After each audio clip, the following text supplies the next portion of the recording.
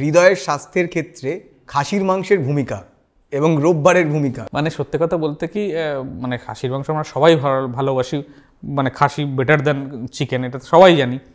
কিন্তু মুশকিল হচ্ছে যে রেড মিট, কার্ডিওলজির ব্যাপার থেকে যদি বলা হয়, বা নিউরোলজি, স্ট্রোক বা হার্ট অ্যাটাক, এই রিলেটেড জিনিস যদি ভাবি, তাহলে খাসির মাংস বা রেড মিট, যে কোনো ধরনের রেড মিটই কিন্তু অ্যাভয়েড করা উচিত। কোলেস্টেরল, মানে লিপিড প্রোফাইলগুলোকে ঘেঁটে দেওয়া যাকে বলে আর কি, বেশি হয়ে যাবে কোলেস্টেরল, এইরকম কতগুলো জিনিস, হাই ক্যালোরি ডেন্সিটি, এইরকম কিছু কারণে, এবং যেটা দিয়ে রান্না করা হয় তেল, আমাদের সাধারণত যেভাবে রান্না করা হয় আর কি, সরষের তেল এবং বেশি পরিমাণে তেল, সেইগুলো কিন্তু অ্যাভয়েড করাই উচিত সত্যি কথা বলতে কি। তবে হ্যাঁ, 3 মাস 6 মাসে একজন খাসির মাংস খেলে তাতে কিছু যায় আসে না।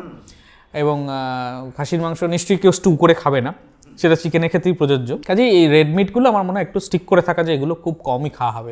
কিন্তু এটা সাধারণত আমরা post bypass, post angioplasty, heart attack একবার হয়েছে, হার্টে ব্লক আছে, আমরা জানি, এদের ক্ষেত্রেই প্রযোজ্য।